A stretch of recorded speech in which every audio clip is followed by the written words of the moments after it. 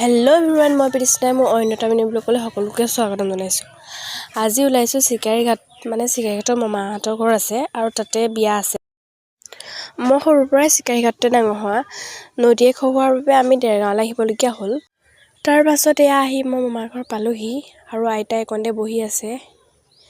বিয়াখন মামাহঁতৰ ঘৰৰ ওচৰতে আৰু বিয়াখন খুৰা এজনে, সেইকাৰণে কাপোৰযোৰ ইয়াতে চেঞ্জ কৰি ল'লোঁ। কেনেকুৱা লাগিছে বাৰু? তাৰ পাছতে আমি বিয়া ঘৰ আহি পালোহি আৰু বিয়াতে আগৰ সৰু ভণ্টি এজনীক লগ পালোঁ। সৰুতে একেলগতে খেলিছিলোঁ আৰু বিয়া ঘৰত গৈ পেলাই যদি একো নাখাওঁ তেতিয়া বিয়া ক'ত হ'ব ৰাইজ। সেইকাৰণে মই প্ৰথম খাই লৈছোঁ।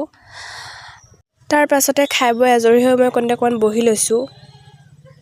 তাৰ পাছতে পানী তুলিব হৈ গ'ল, পানী তুলিলে। তাৰপিছত সকলোৱে অকণমান ফূৰ্তি কৰিলে।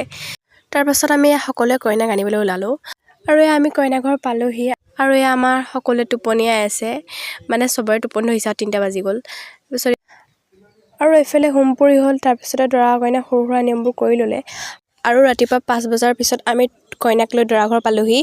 আজিলৈ ব্লগটো ইমানতে সামৰিছোঁ। আকৌ নেক্সট ব্লগত লগ পাম। Bye bye.